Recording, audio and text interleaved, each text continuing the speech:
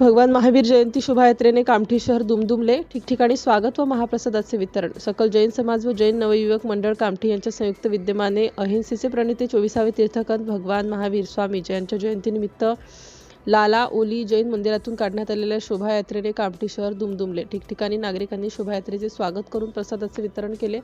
लाला ओली जैन मंदिरासमोरून सजवलेल्या रथावरील भगवान महावीर प्रतिमेचे बाबाजी तेजराज जैन महाराज यांच्या हस्ते पूजा आरती करून शोभायात्रेला सुरुवात करण्यात आली. यावेळी समाजाचे ज्येष्ठ मार्गदर्शक शेषमल ओसवाल, युगचंद छल्लाणी, हेमचंद छल्लाणी, आशिष टोल्या, मनीषा लोढा, प्रशांत उमाटे, किशोर बोबडे, आशिष छल्लाणी, रुपेश कासरीवाल, कविता जैन, आशिष जैन, मधु लोढा, सरिता छल्लाणी, राजीव जैन, सचिन उमाटे, अमीन जैनसह मोठ्या संख्येने समाजबांधव उपस्थित होते.